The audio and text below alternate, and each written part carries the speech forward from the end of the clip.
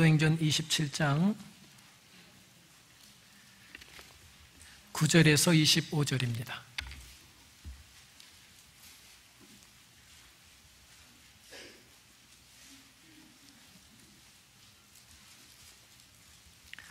제가 가진 신약성경은 235면에 있습니다. 사도행전 27장 9절에서 25절 말씀입니다.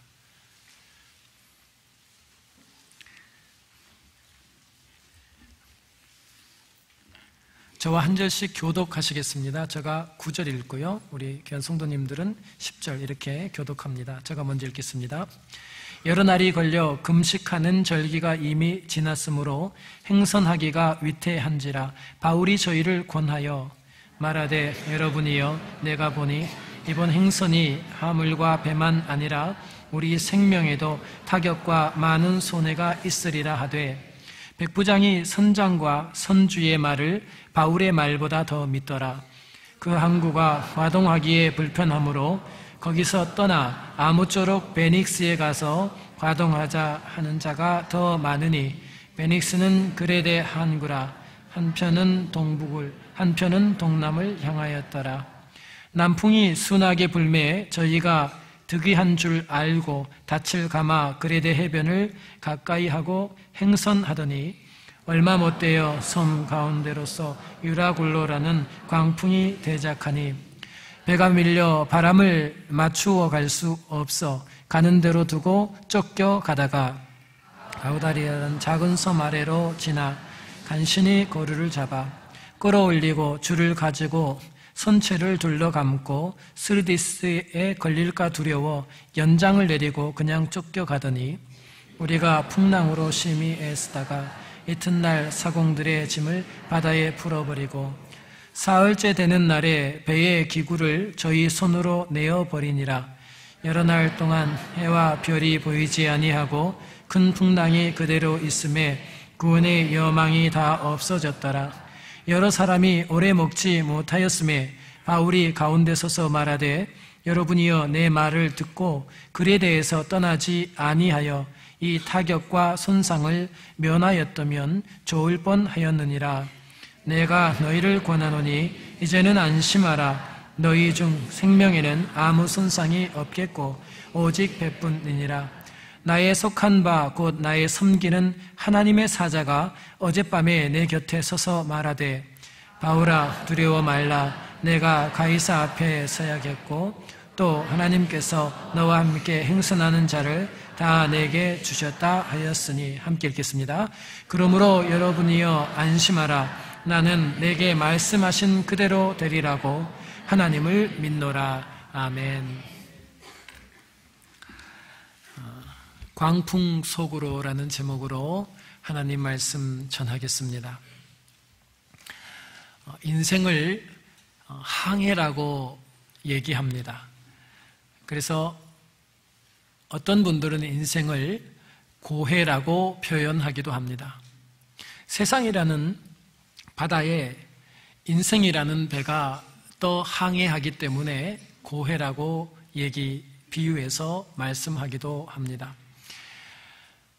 세상이라는 바다 위에 떠 있는 우리 인생이라는 배는 항상 순풍만을 만나기는 어렵습니다. 내가 기대하건 기대하지 않건 내 인생의 폭풍은 갑자기 내 인생에 다가올 때가 있습니다. 인생의 맑은 날과 그리고 굳은 날이 함께 우리에게 옵니다. 예수 그리스도를 구주로 영접하고 예수 그리스도를 믿고 신뢰하고 그분의 말씀을 따라가면 우리의 인생에 폭풍우는 없는가? 절대 그렇지 않습니다. 우리 인생의 폭풍우는 하나님께서 우리에게 허락하십니다. 사도 바울이 탄 오늘 이 배에도 폭풍우가 불어오는데 사도 바울이 세상으로 가고 있었는가? 그렇지 않습니다. 복음을 들고 여행하는 사도 바울이 탄 그 배에도 폭풍우는, 광풍은 불어 닥쳤던 것입니다.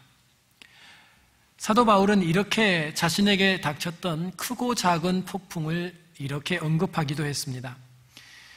매를 수없이 맞고 여러 번 죽을 뻔하였다라는 표현과 함께 유대인들에게 40대 하나 감한 매를 5번이나 맞았답니다.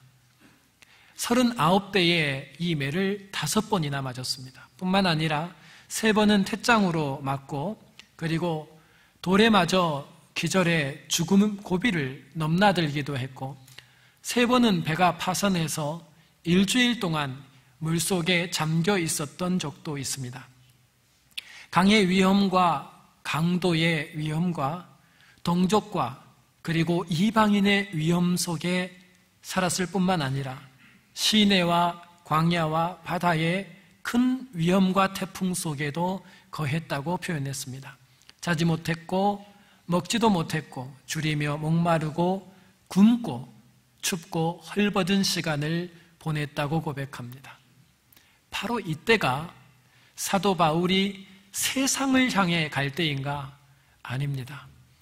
오직 예수 그리스도 그 한 분에게 자신의 목숨을 걸고 달려가는 복음을 위한 여정 속에 크고 작은 태풍들이 바로 사도 바울에게 다가왔습니다.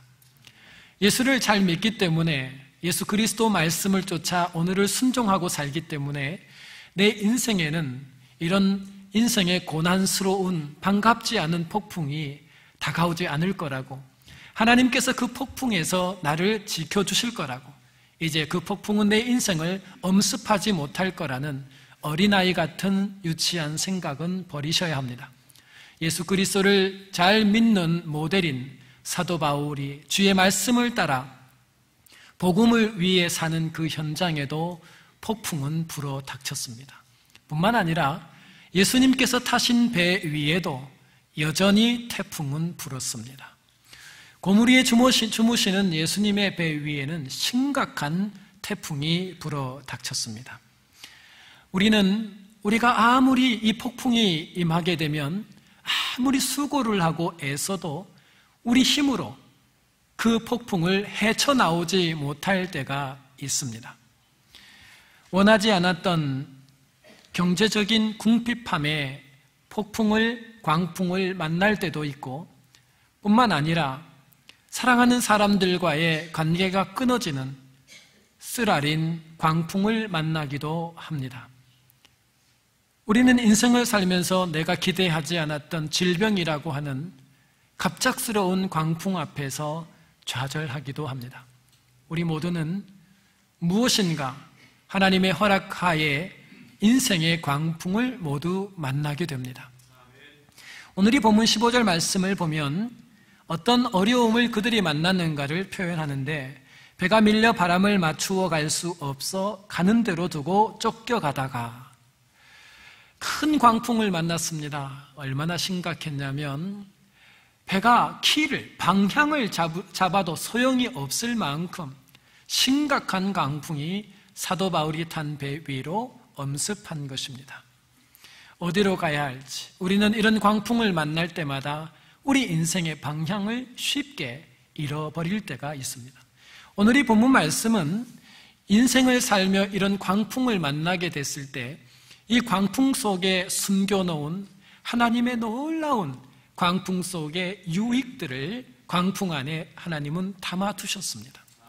광풍 속에 있는 유익과 하나님께서 광풍을 통해 우리에게 깨닫게 하기를 원하시는 비밀을 안다면 우리 인생에 아무리 큰 광풍이 온다 할지라도 우리는 그 광풍 속에서 주시는 영적인 유익들을 통해 이 땅에서는 참된 평안과 그리고 노래를 부르며 여정을 갈 수 있는 지혜가 우리에게 찾아오게 될 것입니다. 오늘 이 본문 속에 광풍을 통해 주시는 하나님의 첫 번째 의미가 있는 것이 뭐냐면 17절 말씀부터 이렇게 시작됩니다. 17절에는 처음은 그 큰 광풍 때문에 그 배 안에 있는 사람들이 무언가를 바다로 버리기 시작했다는 대목부터 등장합니다. 처음에는 연장을 내렸다라는 얘기가 나옵니다. 이 연장은 닷을 의미합니다. 닷을 내린 이유는 뭐냐면 바람의 배가 너무나 빠른 속도로 밀려가기 때문에 그 속도를 줄이기 위해 연장인 닷을 내려놓은 것입니다. 뿐만 아니라 두 번째로 그들이 했던 것은 18절 말씀의 둘째 날에 배에 있는 짐을 버렸다라고 얘기합니다. 처음에는 닷을 내렸습니다. 다시 말하면 선장과 그리고 선원들이 자신들의 경험에 의지하여 닻을 내린 것입니다. 그런데 그 다음에 둘째 날에는 짐을 버렸습니다. 짐을 버렸다는 것은 뭐냐면 내가 지금 소유하고 있는 재물과 재산을 버렸다는 뜻입니다. 그리고 세 번째로 19절 말씀을 가면 셋째 날에 배의 기구들을 버렸다라고 기록하고 있습니다. 이 기구는 스쿠엔이라는 단어인데요, 바로 침대나 의자나 테이블과 같은 항해 보조 기구들을 의미합니다. 이것도 재산입니다. 그들은 계속해서 둘째 날에 그들의 소유인 돈인 짐을 버리기 시작했고, 그리고 이제는 항해의 보조 기구들을 연장을 다 버리기 시작했습니다. 32절에 가면 거룻줄을 끊었다라는 표현이 나옵니다. 이 거룻줄은 구명보트를 의미합니다. 구명보트는 위기 상황에서 반드시 필요한 것입니다. 그런데 얼마나 그 광풍이 심각했길래 구명보트가 나의 생명에 위협을 준다고 판단하고 그들은 구명보트의 선을 다 잘라 구명보트조차도 버려버렸습니다. 그 다음 이 큰 광풍 앞에서 38절에는 그들의 마지막 식량까지 버려버립니다. 여러분, 생명을 지켜주는 것 중에 하나가 음식입니다. 그런데 이 식량마저도 내 생명에 위협을 주는 시간입니다. 먹지 못하고 먹어도 이것이 나에게, 이 음식을 두는 것 자체가 나에게 유익을 주지 않는다고 판단돼서 식량조차도 바다에 버려버렸답니다. 그리고 마지막 40절에 가면 처음 내려놨던 그 닻을 끊어버렸습니다. 닻이 걸려있는 그조차도 그들의 생명에 큰 위협을 주었기 때문입니다. 참 이상하죠. 이 광풍 앞에서 성경은 이 배 안에 타고 있는 백부장, 선장, 선주, 선원들, 그리고 죄수, 이 사람들이 그동안에 선장에게는 자신의 경험, 많은 항해를 통해 쌓여있던 기술력, 자신들이 가지고 있는 선장과 선원들의 보루, 담보인 가장 소중한 그들의 경험과 기술력을 포기했던 얘기가 나오고요. 그리고 선주는 이 배의 주인입니다. 그리고 모든 짐들은 이 재물입니다. 그런데 그들이 이 광풍 앞에서 선장과 그리고 선원들의 경험도 무력했다는 얘기를 하고요. 아무 쓸모 없어져 버리고요. 선주가 가지고 있었던 돈도 그 배 안에 있는 모든 재산도 다 버렸다는 얘기를 성경이 차례대로 기록을 합니다. 뿐만 아니라 백부장이 타고 있었습니다. 그 백부장은 권력을 상징하는 인물이 그 배에 탔습니다. 광풍이 붑니다. 광풍이 부는 그 앞에 내 배경에 많은 권력이 있다 할지라도 인생의 광풍 앞에서는 백부장의 권력도 무력화되어 버렸습니다. 오늘 이 본문 말씀은 배에 탔던 인물들이 두려워 떨었답니다. 경험이 많은 기술력을 가지고 있는 선장과 선원들도 떨었고, 뿐만 아니라 권력을 상징하는 백부장도 창과 칼을 가지고 있는 그도 떨었을 뿐만 아니라 재력을 가지고 있는 선주도 그 광풍 앞에서 떨었답니다. 그리고 성경은 그들이 하나씩 그들이 소중하게 생각했던, 그리고 광풍이 일어나기 전에 생명처럼 여기며 소중하게 여겼던 그들의 것들을 하나씩 버려나갔다는 것을 성경이 이야기하고 있습니다. 여러분, 하나님이 우리에게 강풍을 허락하셨을 때 왜 허락하셨는가? 바로 우리 인생의 우선순위를 정리하게 하기 위하여, 우리 인생에 내가 붙잡고 있는 지금은 소중하지만 광풍이 오면 모든 것들이 무력해져 버립니다. 내 인생에 물질을 붙잡고 있었던 선주, 내 인생의 경험과 지식, 그리고 기술을 붙잡고 있었던 선장과 선원들, 그리고 권력을 상징하는 백부장이 붙잡고 있던 권력, 이 모든 것들이 광풍 앞에서 하나씩 바다로 던져지고 있음을 성경이 기록하면서, 광풍을 하나님이 우리에게 주실 때 우리에게 무엇을 하시는가? 지금 예수 그리스도 아닌 붙잡고 있는 것들을 하나씩 놓을 수 있는 힘을 우리에게 공급해 주는 것입니다. 여러분, 광풍이 하는 유익이 뭔가? 왜 하나님께서 우리 인생에 우리가 그토록 원하지 않는 광풍을 허락하는가? 지금까지 내가 이것이라고 붙잡고 있던 세상의 자랑들, 명예들, 권력들, 그리고 재물과 물질, 나의 기술과 경험과 이 모든 것들을 하나씩 놓도록 하는 것이 광풍이었습니다. 그리고 무엇을 잡게 했는가? 오늘 이 본문 말씀에 보니까 11절 말씀에 백부장이 선장과 선주의 말을 바울의 말보다 더 믿더라 그랬어요. 언제요? 평상시에. 광풍이 오기 전에 백부장, 권력을 가진 이 사람이 뭘 믿었다고 얘기하냐면 바울의 말을 믿지 않았답니다. 누구를 더 믿었냐면 백부장, 이 사람이 선장을 믿었대요. 왜 그랬을까요? 선장은 바다에 경험이 많은 사람입니다. 기술을 가지고 있는 사람입니다. 실력가입니다. 여러분, 우리가 평상시에는 누구를 의지하고 살았다고 하냐면 경험을 의지했대요. 기술을 의지했대요. 내가 이 분야는 전문이라는 거예요. 또 뿐만 아니라 사도 바울보다 선주의 말을 더 믿었답니다. 선주가 누굽니까? 재력가예요. 돈 있는 사람이에요. 돈이 있어서 배경이 되어줄 수 있는 것을 붙잡았답니다. 백부장은 자신의 권력을 붙잡은 사람입니다. 그런데 광풍이, 평상시에는 그걸 잡고 있던 사람들이 광풍이 일어나니까 어떤 현상이 벌어졌다고 얘기하냐면 이렇게 얘기합니다. 모두가 다 함께 사도 바울의 말을 따라 움직이기 시작합니다. 이상하지요?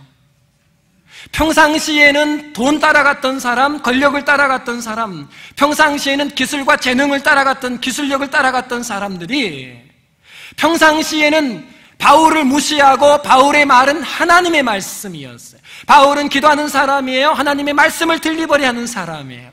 하나님의 말씀을 들리버리 하는 사도 바울의 말은 가치 없는 말이었어요. 언제? 평상시에는. 그런데 위기가 왔습니다. 광풍이 붑니다. 생명이 위급한 상황이 오니까 모든 것이 무력해져 버립니다. 경험도 무력해졌습니다. 기술력도 무력합니다. 돈도 무력합니다. 배경도 무력합니다. 권력도 무력합니다. 그런데 성경이 무엇을 강조하냐면 그때에야 그들이 바울의 말을 듣더라. 하나님의 말씀이 수면 위로 올라왔습니다. 그전에는 우선순위가 돈이었습니다. 명예였습니다. 권력이었습니다. 기술이었습니다. 그런데 광풍이 어떤 역할을 해줬냐면 내가 지금까지 붙잡고 있던 세상을 놓을 수 있는 힘을 주고 지금까지는 외면했던 바울의 말인 하나님의 말씀을 붙잡게 되면서 광풍은 우리 인생에 놓아야 될 것을 놓게 하고 붙잡아야 될 것을 붙잡게 하는 우선순위를 정해주더라는 거예요. 전에는 소중한 것들이 이제는 내 생명의 장애물이 되는 것은 광풍을 만날 때입니다.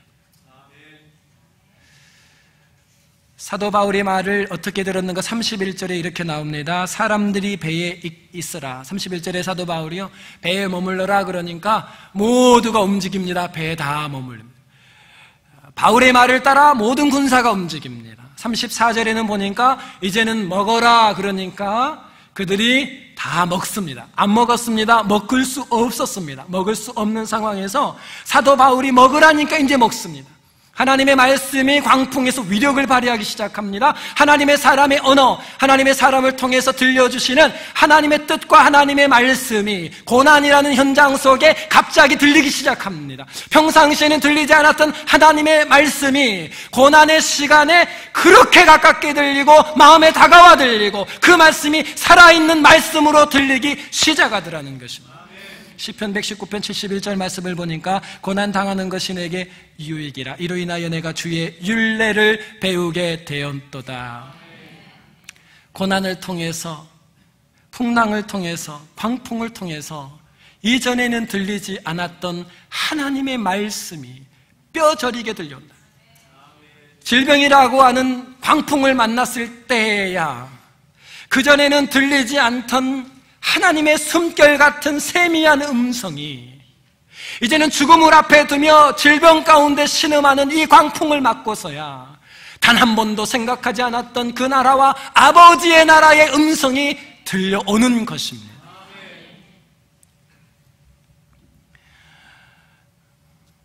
선장은, 선주는, 백부장은 다 두려워 떠는 동안 딱 한 사람, 사도 바울만큼은 담대해졌습니다. 왜냐하면 사도 바울이 의지하고 있었던 것은 권력도 재물도 경험과 기술도 아닌 살아계신 하나님 한 분이었기 때문입니다.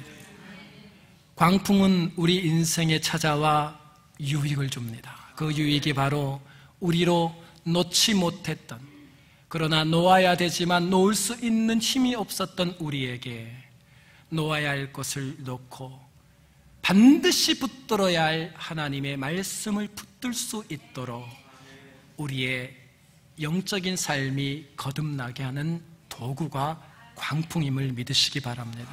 하나님은 오늘 또 광풍 가운데 있는 여러분에게 말씀하십니다. 광풍을 만나셨습니까? 고난 가운데 계십니까? 혹은 내가 고난 가운데 아직 있지 않다 할지라도 광풍이 오기 전에 우리는 놓아야 할 것을 놓고 반드시 잡아야 할 것을 잡음으로 하나님께서 원하시는 길을 걸으실 수 있기를 주님의 이름으로 축원합니다. 두 번째로 이 광풍 속에 20절 말씀을 보니까요, 사람들이 죽기를 기다립니다. 왜냐하면 소망이 없었거든요. 여러분, 길이 없으면 우리는 보통 포기하죠. 우리의 힘으로, 노력으로, 수고로 바꿀 수 있는 환경이 아님을 인간은 알게 되면 그 다음은 죽음을 준비하게 되어 있습니다. 죽음을 기다리고 있습니다. 그런데 그때에 사도 바울이 이렇게 22절에 얘기합니다. 내가 너희를 권하노니 이제는 안심하라. 너희 중 생명에는 아무 손상이 없겠고 오직 백분이니라. 자, 이제 안심하라라고 얘기합니다. 여러분, 이 광풍 중에 모두가 죽음을 기다리는 시간에 죄수 한 사람만 평안합니다. 이게 웬일입니까?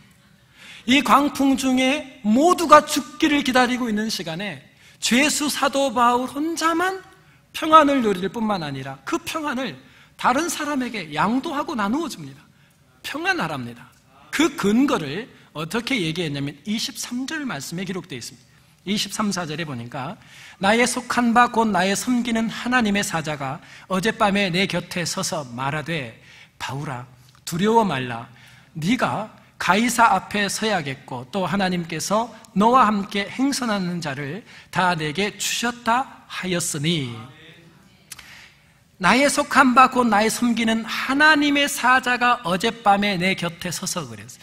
여러분, 광풍이 불고 있습니다. 모두가 두려워하는 그 시간에 사도 바울은 그 밤에 뭘 했다고 그러냐면 여호와의 사자가 곁에 섰다. 즉 다시 말하면 하나님과 만나고 있었답니다. 기도줄을 잡고 있었답니다. 하나님께 기도하고 있었습니다. 기도줄을 잡고 하나님과 연결되고 있었다고 얘기합니다. 여러분, 광풍을 만났을 때 모두가 이 광풍을 다 잘 지나가지 않아요. 광풍 때문에 망한 사람 굉장히 많아요. 그런데 이 광풍으로 인해서 놀라운 축복을 받은 사람도 있습니다. 근데 누가 받는가? 이 광풍 속에서 순서를 정하고 놓을 걸 놓고 붙잡을 걸 붙잡은 사람이에요. 또 하나는 이 광풍 속에서 모두가 두려워 떨며 절망과 좌절 속에 죽음을 기다리는 시간에조차도 그 광풍 어두운 밤 속에 무릎 꿇고 살아계신 하나님 아버지를 향하여 기도줄을 잡고 기도하는 그 사람은 모두가 죽음을 기다리는 두려운 현장 속에서도 세상이 줄 수 없는 평안과 위로를 얻고 있더라는 거예요. 기도줄입니다. 기도줄. 여러분, 이라크와 미군이 전쟁을 할 때 이라크의 50만 대군이 전방에 배치가 됐어요. 그런데 이상하게도 미군들이 공격을 할 때 전방에 있는 50만의 이라크 군대를 상대를 안 해줍니다. 그리고 미군은 폭격기를 띄워가지고요, 바그다드 시내 안에 있는 바그다드의 모든 통신시설을 박살을 내버려요. 파괴해버려요. 미군은 굉장히 뛰어난 전략이 있었습니다. 미군이 알고 있던 전략이 뭐냐면요, 통신을 끊어놓으면 공급이 중단된다는 거예요. 혼란이 온다는 거예요. 공포가 더 심해진다는 거예요. 이제 앞에서 치고 들어옵니다. 그런데 통신이 끊어졌으니 본부에 뭐가 필요한지, 지금 뭐가 공급이 필요한지, 보급이 뭐가 필요한지 아무 연락을 할 수가 없습니다. 본부와 연락이 끊어지면 공급이 안 되고 두려움이 오고 위기가 옵니다. 여러분, 마귀는 어떻게 우리를 공격하냐면 우리가 광풍을 만나게 됐을 때 우리로 하게 하는 게 딱 한 가지예요. 기도 못하게 한다는 거예요. 기도줄을 잡으면 뭐가 시작돼요? 본부와 연락이 되면 하나님으로부터 뭐가 시작되면 공급이 시작됩니다.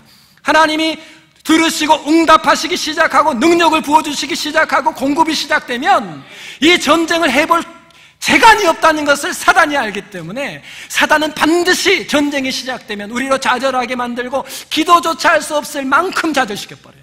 그것만 막아놓으면 되니까. 그런데 그 광풍 중에 역시 사도 바울은 기도줄을 잡습니다. 그때 본문 말씀 23절을 보니까 하나님의 사자가 어젯밤에 내 곁에 서서 말하되 그랬어요. 자, 여기서 하나님의 사자라는 이 말은 바로 안겔로스라고 하는 천사를 말합니다. 우리가 하나님 앞에 기도합니다. 하나님과 기도줄이 닿았어요. 연결이 됐어요. 하나님과 연결이 되고 나니까 그 다음 나타나는 증상이 뭐냐면 안겔로스가 내 삶에 도움이 필요한 현장에 왔대요. 여러분, 이 안겔로스 천사가 하는 역할 두 가지가 성경에 소개되어 있어요. 이 안겔로스는 첫 번째 하는 게 뭐냐면 도움을 줍니다. 공급을 줍니다. 하나님의 천사지만 이 천사는 공급하는 천사예요. 또 한 가지는 안겔로스는 말씀을 가지고 옵니다. 참 이상해요. 여기만 나오는 게 아니에요. 정말 도움을 주는 것. 누가복음 22장 43절 44절에 보면 겟세마네 동산에서 예수님께서 기도하실 때에 이런 기록이 있습니다. 사자가 하늘로부터 예수께 나타나 힘을 돕더라 그랬어요. 여기서 사자라고 나와 있는데 이 사자가 바로 안겔로스입니다. 안겔로스인 천사가 나타나서 기도하면 뭐예요? 주님이 기도할 때, 이상하죠? 기도하고 연결만 되면, 기도줄만 잡으면 내려온다고요, 안겔로스가. 그리고 지금 예수님이 체력적으로 연약하시든 뭐가 부족한지를 아시고 그 천사가 그 기도를 힘있게 도우며 아버지 십자가 지는, 그 아버지 십자가를 지는 그 사건을 돕기 시작합니다. 도움이 와요, 공급이 와요. 뿐만 아니라 이 안겔로스는 사도행전 10장 3절에 또 등장해요. 하루는 제9시주인되어 환상 중에 밝히 보매 하나님의 사자가 들어와 가로되.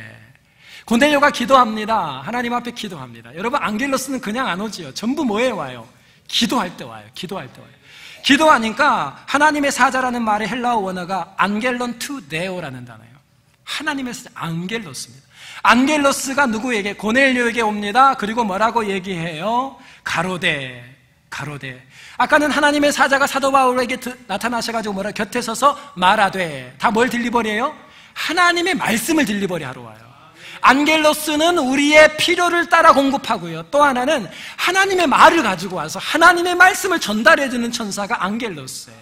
여러분, 그 태풍이 부는, 그 광풍이 부는 그 밤에, 그 무서운 시간, 모두가 죽음을 기다리는 그 시간에 기도하는 사람은 하나님과 연결되어 있을 뿐만 아니라 그렇게 하나님께 기도하고 연결되니까 하나님의 공급이 내려오는데 특별히 뭘 가지고 오냐면 말씀을 가지고 오더라는 거예요. 여러분, 고난 중에 말씀이 임하면 반드시 승리할 줄 믿으시기 바랍니다. 여러분, 탄광이 매몰된 지역이 두 지역으로 나누어졌었어요. A라는 지역과 B라는 지역이에요.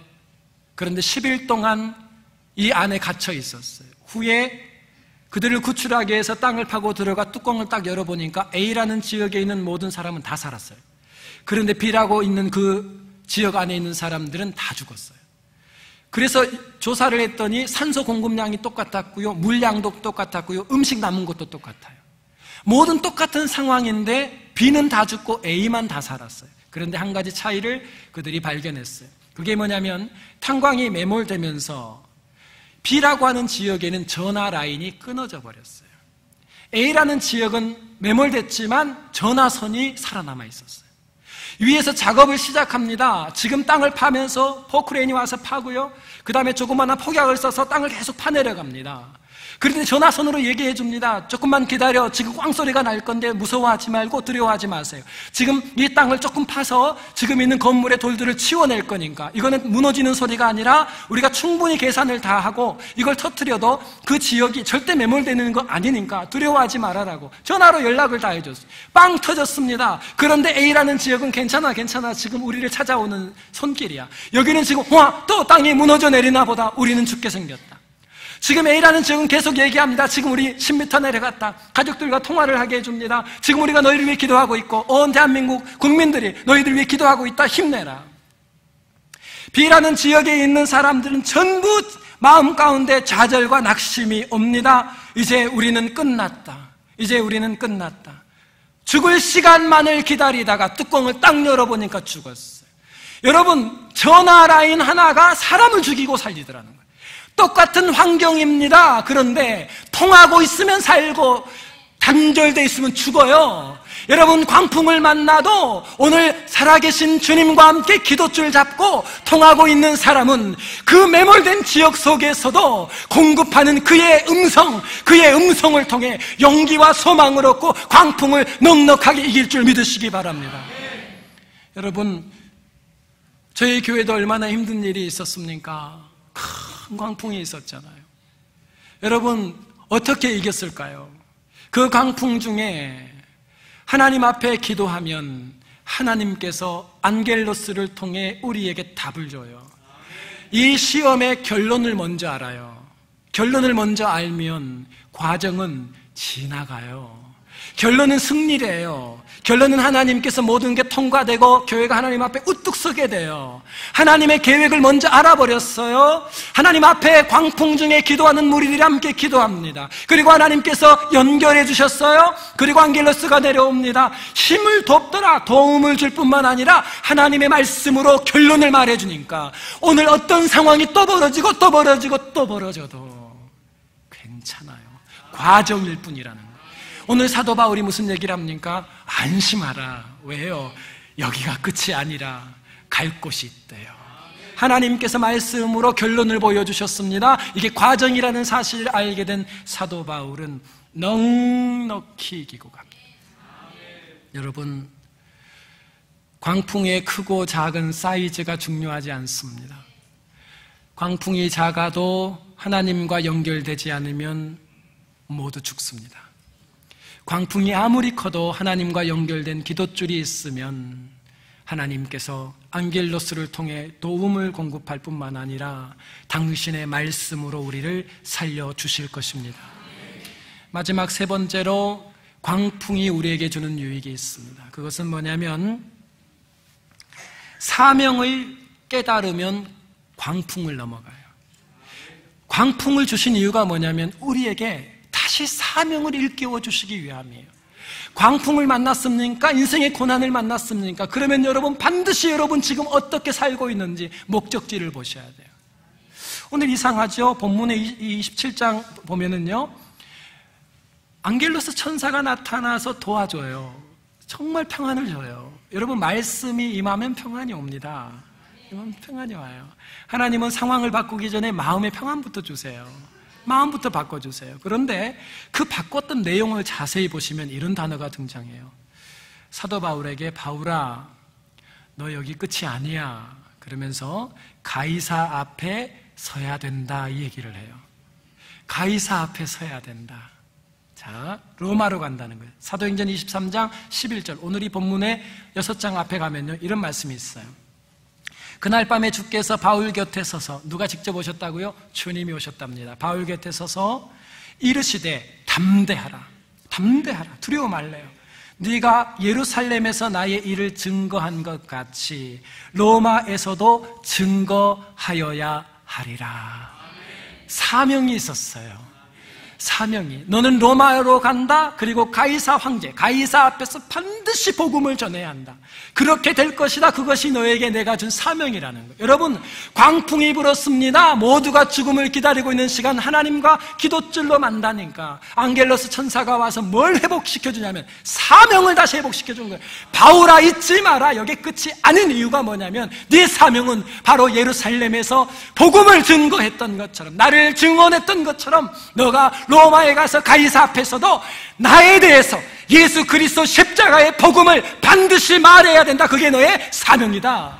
사명을 회복시켜 주시오. 여러분, 광풍이 있습니까? 고난 가운데 들어가 있습니까? 그때 여러분 뭘 돌아보라고요? 하나님이 나를 이 땅에 보내실 때 밥 먹고 살라고, 생계를 위해 살라고 보낸 게 아니라 사명을 위해 살라고 보냈는데, 이 생계도 사명을 위한 생계여야 하는데, 하나님 복음을 위한 헌신, 복음을 위한 나의 사명, 이것은 온데 간데 없고 오직 내 비즈니스, 내 권력, 내 경험과 내 지식, 하나님이 광풍으로 전부 놓게 해버리더라는 거예요. 왜 너는 생계를 위해 사냐는 거예요. 왜 너는 생계 때문에 염려하고 사냐는 거예요. 너에게 내가 준 사명을 회복하라. 여러분, 광풍 속에 있을 때 반드시 나를 돌아보셔야 돼요. 여러분, 요나 선지자에게 하나님께서 니느웨로 가라 그랬어요. 니느웨로 가라. 거기 가서 회개의 복음을 전하라. 니느웨 아수르를 못 가요. 아수르 가면 죽임을 당할 수 있거든요. 아시는 것처럼 아수르는 잡히면 머리부터 껍질을 벗겨 산채로 벗긴다 했죠. 그리고 성벽에다가 닭을 붙여놔요. 산 사람을. 거기 가서 너희들 다 죽을 거야 회개하라 그러면 껍질 벗겨지지요. 요나 못 갑니다. 그래서 다시스로 갑니다. 이상하지요. 하나님의 사명은 그가 니느웨로 가서 회개의 복음을 전하는 게 사명이에요. 그 사명을 도외시하고 나를 위해 살겠다고 움직이는 요나에게 하나님이 뭘 보내든가요? 광풍을 보냅니다. 광풍을 보냈습니다. 그리고 광풍 속에 그는 물로 빠지게 되지만 하나님 은혜로 물고기를 삼켜주었습니다. 준비된 고기였습니다. 그 안에서 회개합니다. 회개하면서 뭐라고 해요? 이제 하나님께서 말씀하시는 니느웨로 가기로 결단을 합니다. 뭘 회복시켜요? 사명이 회복된 거예요. 그때의 니느웨에 뱉어지는 거예요. 이상하지요. 광풍은 그냥 오지 않습니다. 우리 안에 망각하고 있는, 희미해져가는 예수 십자가의 복음을 위하여 살겠다는 우리의 인생의 결단이 약해져가는 그 시점에 하나님은 광풍을 보내 우리 안에 희미해져가는 사명을 다시 회복시키더라는 거예요. 여러분, 고난 가운데 들어갈 때, 광풍이 올 때마다 하나님, 내가 생기를 위해 살고 있는지, 사명을 위해 살고 있는지 나를 돌아보라는 거예요. 예루살렘에 핍박이 왔어요. 큰 광풍이었어요. 예수 믿는 사람을 잡아 죽이기 시작했어요. 그래서 예루살렘 교회가 다 흩어져 버렸어요. 흩어져서, 우리 금요일날 배웠지만, 흩어져서 가서 안디옥까지 300km가 350km가 넘는 안디옥까지 가서 세운 게 안디옥 교회예요.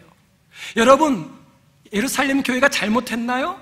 예루살렘 교회가 사랑이 없었나요? 아니요. 자신들의 모든 재산을 팔아 가난한 자들에게 나눠주는 사랑의 공동체였어요. 기도가 부족했나요? 아니요. 그들은 모일 때마다 기도했어요.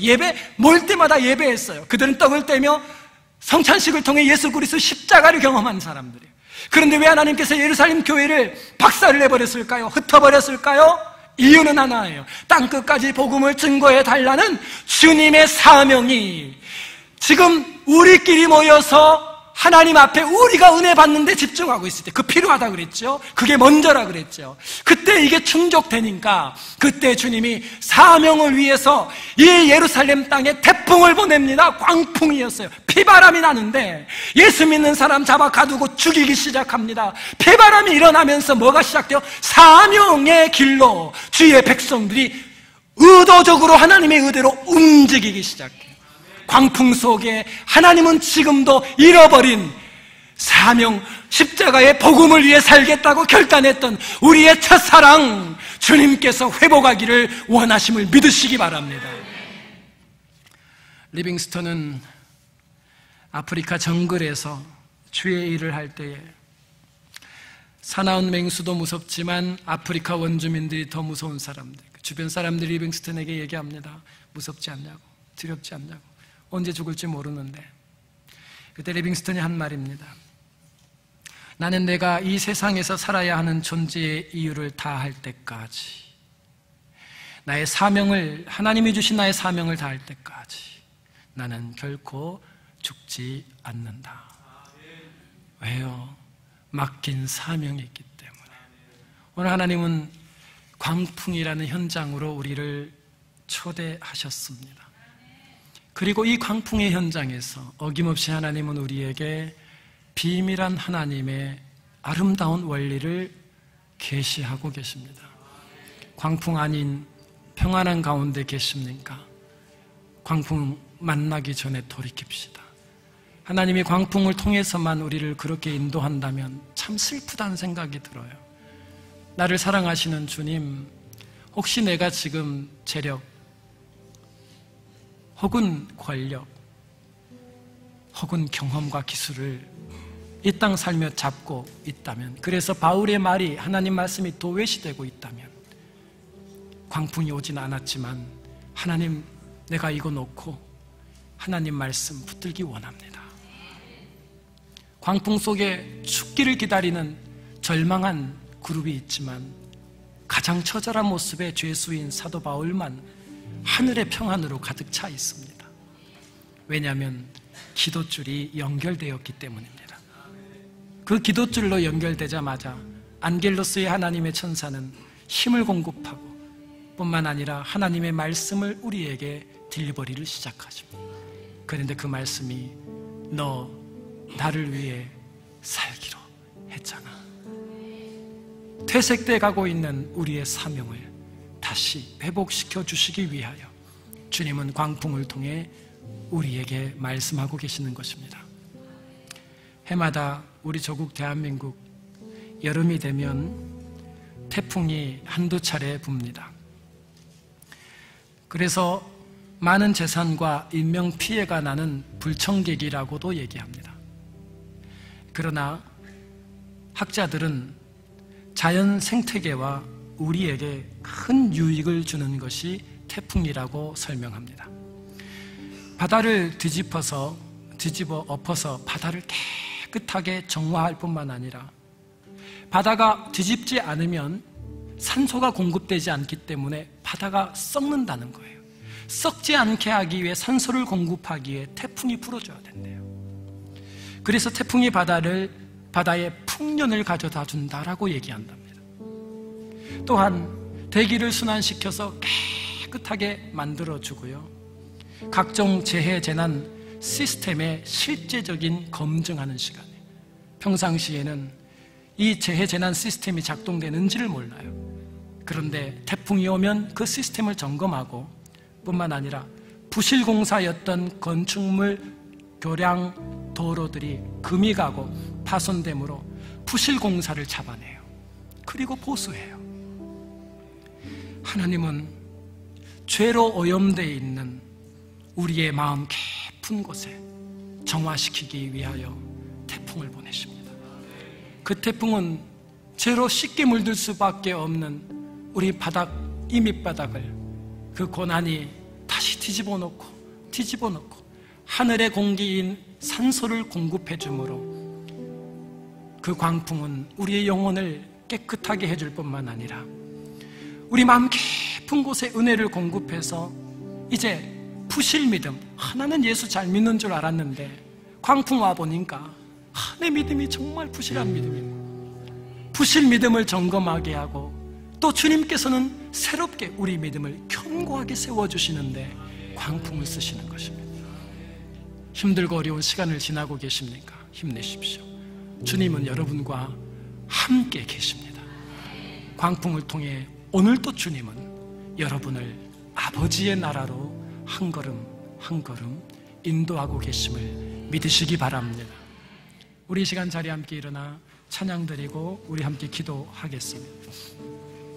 내 영혼이 공고할 시간이 온다 할지라도 나의 능력자 되시는 예수 그리스도 주님만을 의지하며 남은 인생을 살게 하옵소서. 고난 내 영혼 편히 쉴 곳과 풍랑이 잃어도 안전한 복음까지도 다스리시는 주의 영원한 바르시에 주의 영원하신 함께 하사 항상 나를 붙드시니 어느 곳에 가든지 요동하지 않는 주의 바르시한 고난 내 영혼 편히 쉴 곳과 고난 내 영혼 편히 쉴 곳과 풍랑이 너도 안전한 복음까지도 다스리시는 주의 영원한 바르지에 주의 영원하신 함께 하사 항상 나를 붙드시니 어느 곳에 가든지 요동하지 않으는 주의 발을 의지합니다. 세상 친구들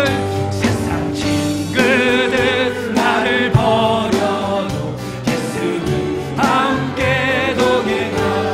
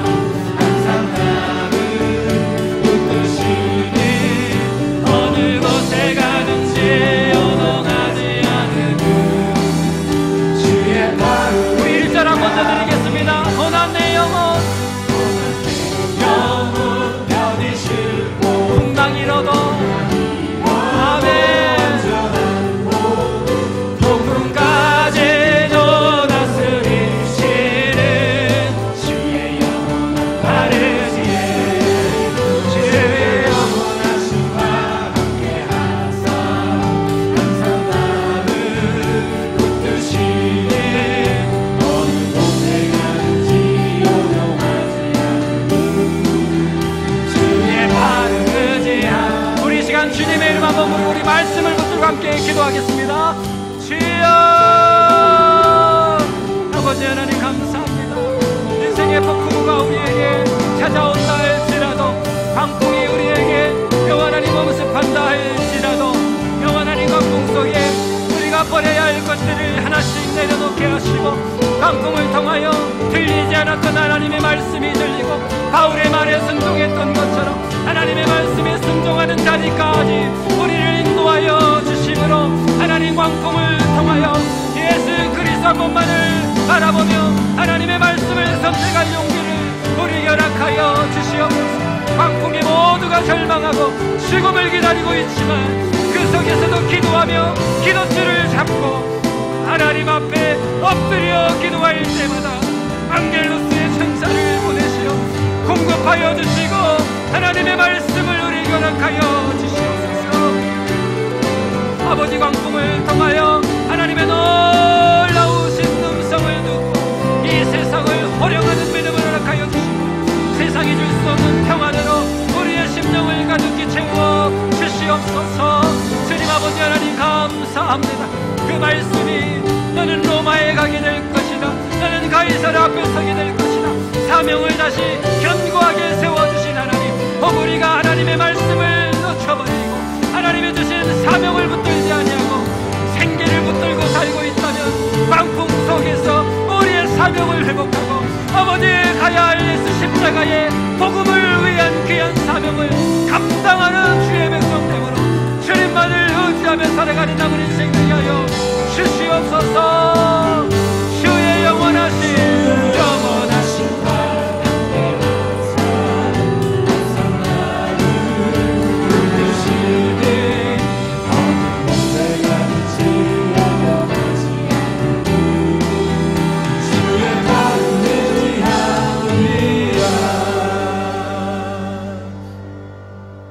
아버지 하나님 감사합니다.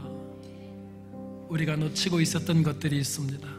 하나님, 붙잡고 있던 세상을 하나씩 하나씩 광풍에 내려놓은 것처럼, 광풍이 아니라 할지라도 오늘 들려주시는 하나님 말씀 붙들고 세상을 놓을 힘을 허락하여 주시옵소서.